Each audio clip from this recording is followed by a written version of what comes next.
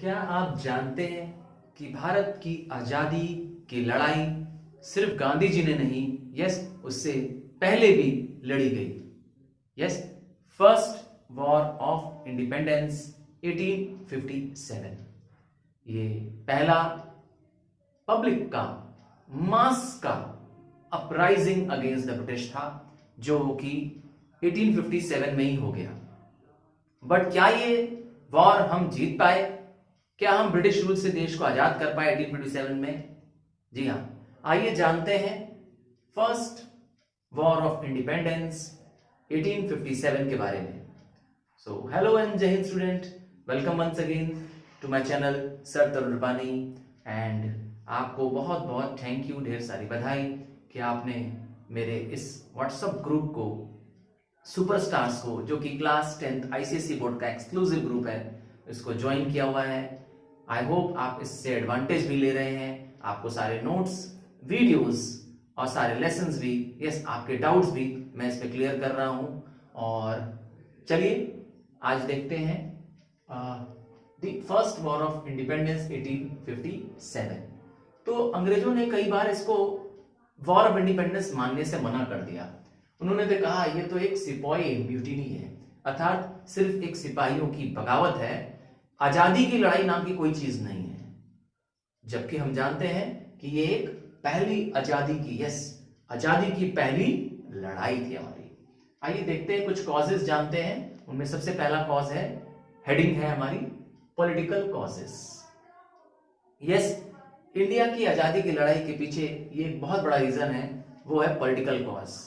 सबसे पहले इसके अंदर आता है पॉलिसी ऑफ एनेक्सेशन। अंग्रेजों ने हमेशा अपने राज्य को बढ़ाना, एक्सपेंड करना, एक्सपेंड करना मतलब होता है और टेरिटरीज को जीतना, करने की बहुत कोशिश की। और इसके लिए उन्होंने ही धीरे धीरे क्या किया, पूरे भारत को कंट्रोल कर लिया।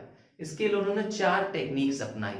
देश को काबू करने के लिए, पूरे देश को कंट्रोल करने के लिए 4 मेथड अपनाए। उनमें सबसे पहला है बाय आउटराइट वॉर्स। हाँ, सही सुना, आउटराइट वॉर, सीधे ही क्या कर देना, अटैक कर देना। क्योंकि ब्रिटिश जब हमारे देश में आए थे, लगभग 1600 एडी में जब हमारे देश में आए थे, तब वो ट्रेडर्स बन के आए थे। तब उन्होंने सिर्फ हमसे परमिशन मांगी थी फैक्ट्रीज खोलने के लिए, ट्रेडिंग करने के लिए। और उस कंपनी का नाम था, यस, उस कंपनी का नाम था ईस्ट इंडिया कंपनी, जिसको भारत में ट्रेडिंग करने का, फैक्ट्री खोलने का अधिकार किंग्स ने दे दिया था। और उनको क्या मालूम कि यही कंपनी धीरे धीरे क्या करेगी, एक बहुत बड़ी विशाल कंपनी के रूप में काम कर जाएगी, जहां हजारों इंडियंस काम करेंगे और इंडियंस को ही वो एम्प्लॉय करके इंडियन राजाओं को लड़ाकर, यस, इंडियन किंग्स के बीच में फूट डलाकर, उनके बीच में लड़ाई कराकर वो उसका मजा लेंगे। और धीरे धीरे धीरे धीरे खुद इतने पावरफुल हो जाएंगे कि अपनी सेना की मदद से इंडियन किंग्स को, यस, डिफीट कर देंगे। ऐसा ही हुआ आउटराइट वॉर का एक पहला एग्जांपल है बैटल ऑफ बक्सर में। हाँ, बक्सर एक प्लेस है जहां पे 1764 में बंगाल को, यस, बंगाल जो कि उस समय सबसे रिच टेरिटरी थी, है ना, उसको ब्रिटिश ने जीत लिया, ताकि वहां की दीवानी, अर्थात ताकि वहां का वो लैंड रेवेन्यू कलेक्ट कर सके। हाँ, यस, बंगाल से जीतने का एक वॉर था, उनका नाम था बैटल ऑफ बक्सर। दूसरा क्या मेथड अपनाया उन्होंने, अपने राज्य को एक्सपेंड करने के लिए, पूरे देश को गुलाम बनाने के लिए उन्होंने लगाया सब्सिडियरी अलायंस। हाँ, इसको समझना बहुत जरूरी है कि सब्सिडियरी अलायंस है क्या। तो सब्सिडियरी अलायंस को इंट्रोड्यूस किया था लॉर्ड वेलेस्ली ने। आप स्क्रीन में देखेंगे लॉर्ड वेलेस्ली जी को। हाँ, लॉर्ड वेलेस्ली ने क्या किया, इसी तरीके से, यस, इस सब्सिडी के अलायंस के तरीके से ऑलमोस्ट इंडिया की सारे, यस, सारे टेरिटरीज को कंपनी के अंडर में ला दिया। आइए जानते हैं कि क्या था ये अलायंसेस। जब ब्रिटिश ने भारत में पैर जमाना शुरू किया, बंगाल को जीत लिया, उसके बाद उन्होंने रूलर्स को, इंडियन रूलर्स को कहा कि वो ब्रिटिश को अपना सुप्रीम पावर मानते हुए, यस, अपना सुप्रीम लीडर मान ले। जिस रूलर ने उनको एक्सेप्ट कर लिया, उसके बाद क्या करना था, they have to surrender their foreign relations, अर्थात अब किसी भी दूसरे देश के साथ, किसी भी दूसरे राजा के साथ क्या करेंगे, एग्रीमेंट नहीं कर सकते हैं। यस, उनकी सारी फॉरेन पॉलिसी कौन डिसाइड करेंगे, अब ब्रिटिश लोग डिसाइड करेंगे। और तो और they would not enter into alliances. अब वो किसी के साथ क्या नहीं कर सकते हैं, अलायंस या समझौता भी नहीं कर सकते हैं, और न तो वो कभी भी ब्रिटिश के खिलाफ लड़ाई लड़ सकते हैं, वॉर लड़ सकते हैं। अर्थात सारे पावर्स इंडियन रूलर्स के क्या हो गए, इस अलायंसेस के बाद खत्म हो गए। और क्या करना पड़ता था, जो भी रूलर्स इस सब्सिडियरी अलायंस को एक्सेप्ट करेगा, Indian rulers, they have to accept a British resident. Yes, उनके राज्य में एक ब्रिटिश नागरिक रहेगा, एक ब्रिटिश रेसिडेंट रहेगा। क्या करेगा रेसिडेंट? ब्रिटिश इंटरेस्ट का ध्यान रखेगा, देखेगा कि अंग्रेजों के खिलाफ कोई प्लानिंग तो नहीं उस राज्य में हो रही है। और क्या करना है, and to maintain British troops, और अंग्रेजों की सेना उसी के राज्य में रहेगी, उसी के राज्य में खाए पिएगी, उसका सारा खर्चा कौन बेयर करेगा? वो रूलर, इंडियन रूलर बेयर करेगा। तो एक तरह से पूरे पावर्स इंडियन रूलर्स के उसके पास चले जाए। कहने को वो सिर्फ राजा है, बाकी कोई पावर उसके पास है नहीं, क्योंकि सेना भी उसकी नहीं है, ब्रिटिश की सेना है। तो इस तरीके से क्या कर दिया अंग्रेजों ने, चालाकी से हमारे राजाओं को अपने अंडर में ले लिया, है ना, इस सब्सिडियरी अलायंस को क्या करके, साइन करा के, समझौता करा करके। इससे almost most of the states इनके अंडर में चले गए। और भी टेक्निक यूज की उन्होंने, yes, by using the doctrine of lapse. D से डॉक्ट्रिन, यस, डी से डॉक्ट्रिन और डी से लॉर्ड डेलहाउसी। स्क्रीन पे देखें लॉर्ड डेलहाउसी जी को। यस, लॉर्ड डेलहाउसी जी ने इंट्रोड्यूस किया doctrine of lapse, doctrine Dalhousie, याद रखिएगा। और क्या हुआ, इसमें उन्होंने रूल बनाया कि एनी रूलर, यस, अगर कोई राजा, कोई ऐसा रूलर जिसका अपना खुद का वारिस नहीं है, क्या, जिसका कोई हायर, HEIR, हायर, हाँ, राजा की जो संतान होती है उसे फिर राजा बनना होता है ना, ऐसे राजा का ही बेटा आगे जाके राजकुमार जो होता है राजा बन जाता है, तो उसे हायर कहते हैं। तो any ruler without a heir, जिस रूलर के पास अपना खुद का वारिस नहीं होगा, his kingdom would come under the company's rule, अर्थात ब्रिटिश लोग उस किंगडम को अपने कब्जे में ले लेंगे।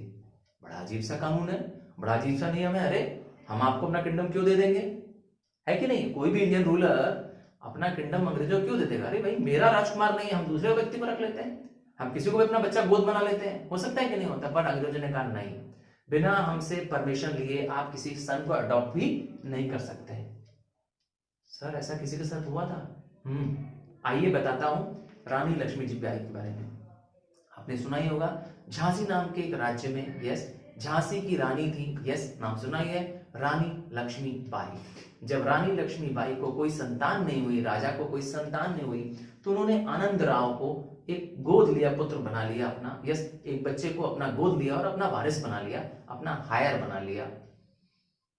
राजा के मर जाने के बाद, यस, राजा के मर जाने के बाद अंग्रेजों ने किंगडम को, यस, किंगडम को डॉक्ट्रिन ऑफ लैप्स के तहत कब्जा करने के लिए तैयार हो गए। रानी लक्ष्मीबाई ऐसे हारने वालों में से नहीं है। बोलिए वैसे कैसे आपको किंगडम दे देंगे? हम अपना, यस, किंगडम नहीं आपको देंगे, लड़ना है तो आओ लड़ेंगे, बस। इससे रानी लक्ष्मीबाई ने अंग्रेजों को क्या किया, लोहा लिया, अपने गोद लिए पुत्र को, यस, पीठ में बांध करके वो लड़ने चली गई अपनी पूरी सेना लेकर के। इसीलिए कई बार सुना है ना, खूब लड़ी मर्दानी वो तो झांसी वाली रानी थी, करेक्ट, इसीलिए बहुत फेमस है। वो लड़ी, डरी नहीं, लड़ी भी और अंग्रेजों को कई बार हराया भी। ये तो बाद में अंग्रेजों ने चालाकी से, बेईमानी से उनको हरा दिया। तो झांसी को, सतारा को, यस, किंगडम्स के नाम है, सतारा को, जैतपुर को, संभलपुर को, उदयपुर को, यस, इन सारे स्टेट्स को इस डॉक्ट्रिन ऑफ लैप्स के तहत अंग्रेजों ने क्या कर लिया, यस, एनेक्स कर लिया, कब्जा कर दिया, क्योंकि उनके पास अपने खुद के हायर नहीं थे, वारिस नहीं थे। आइए एक और तरीका अंग्रेजों ने यूज किया एक्सपेंशन के तहत, on the pretext of alleged मिसरूल। क्या इल्जाम लगाया उन पर, उस राजाओं पर, कि आप रूल अच्छा नहीं कर पा रहे हैं, मिसमैनेजमेंट कर रहे हैं, तो ये किंगडम भी हमें दे दीजिए। अरे ये क्या बात हुई? हाँ, ये रूल भी किसने लगाया था? लॉर्ड डलहौजी ने लगाया था। और अवध नाम का स्टेट, यस, आप कहाँ रहते हैं? यस, ये हम लोग जो यूपी के लोग हैं वो अवध में रह रहे हैं, है ना। Awadh is the older name of UP, जैसे ओल्डर हिस्सा है। तो अवध को, यस, यूपी को भी क्या कर दिया, यूपी नवाबों का इलाका था, उसको किसने ले लिया? यस, डॉक्ट्रिन ऑफ लैप्स के तहत, सॉरी, मिस रूल के तहत अंग्रेजों ने इसे अपना राज्य बना लिया। ऑब्वियस बात है, यहाँ के जो जमींदार थे, जो पहले से राजाओं के अंडर में काम, नवाब के अंडर काम थे, तो वो बहुत नाराज हो गए। जनरल पब्लिक बहुत नाराज हो जाएगी। पब्लिक इसलिए नाराज होगी क्योंकि जब अंग्रेज आएंगे तो टैक्सेस बढ़ेंगे, है ना, उनके लिए अब उनको नया प्रावधान देना पड़ेगा। Next, general service enlistment act. अंग्रेजों ने एक कानून बनाया, नाम रखा जनरल सर्विस एनलिस्टमेंट एक्ट। क्या था इस कानून में कि इंडियन सोल्जर्स को, इस एक्ट में लिखा गया कि इंडियन सोल्जर्स को आप कहीं भी भेज सकते हैं अब्रॉड। किसी भी भारतीय सैनिक को देश के बाहर, समुद्र के बाहर भेजा जा सकता है लड़ने के लिए, ऑन ड्यूटी भेज सकते हैं। और उस समय क्या था, एक अब सुपरस्टिशन था, एक टैबू था। क्या टैबू था उस जमाने में कि जो ब्राह्मण्स थे वो समुद्र को लांघते नहीं थे, है ना। समुद्र को लांघना उनके धर्म के खिलाफ था, उनके कल्चर या रीति रिवाज के खिलाफ था। समुद्र देव थे, समुद्र देवता के रूप में पूजे जाते थे, इसीलिए ब्राह्मण उसको लांघते नहीं थे। तो बाद में उन्हें लगा कि अंग्रेज तो ये कानून बना करके हमें मजबूर कर रहे हैं, अर्थात हमारे धर्म के साथ, हमारी भावनाओं के साथ क्या कर रहे हैं, अब विश्वास कर रहे हैं, हमारी भावना से खेल रहे हैं। सो दे रिसेंटेड, उन्होंने इसका विरोध किया और मौका भी मिला जब उनको वॉर में पार्टिसिपेट भी उन्होंने किया। सो क्या आपको ये कंसेप्ट क्लियर हो रहा है? यस, हो रहा है तो प्लीज लाइक बटन जोरदार प्रेस करिए, कमेंट लिखिए कि आपको अच्छा लग रहा है लेसन कि नहीं लग रहा है। और हाँ, अगर अपने फ्रेंड्स को नहीं शेयर किया है तो प्लीज प्लीज प्लीज अपने फ्रेंड्स को भी वीडियो लेसन शेयर करिए, ताकि उनको भी ये सारे नोट्स मिल सके। उनको भी बताइए, टेल देम, उनको बताइए कि सुपरस्टार नाम का एक ग्रुप है, जो व्हाट्सएप ग्रुप है। हाँ, इसको आप क्या करिए, अपने पर्सनल फ्रेंडशिप का ग्रुप न बनाइए। किसी को भी न मैसेज आपस में शेयर करिए, न आपस में बात करिए। बस ये ग्रुप है मेरे द्वारा आपको दी गई सारी इंफॉर्मेशन पाने के लिए और आपके सारे डाउट्स को मुझे क्लियर करने का एक मौका देने के लिए। बट आपस में क्या करेंगे आप, इंटरेक्ट नहीं करेंगे किसी भी तरीके से। आपको कोई भी डाउट है, यू कैन फील फ्री, मेरा व्हाट्सएप नंबर दिया हुआ है, उस पर डायरेक्टली मुझे क्या करें, कांटेक्ट करें। सो स्टूडेंट्स, आज का क्वेश्चन, आज की वीडियो का क्वेश्चन जो मैं पूछने जा रहा हूं, what was the capital of India before 1912? आपको बताना है भारत की राजधानी 1912 से पहले, 1912 से पहले। सो कीप वॉचिंग, अभी एक पार्ट और अभी देखना है इसमें।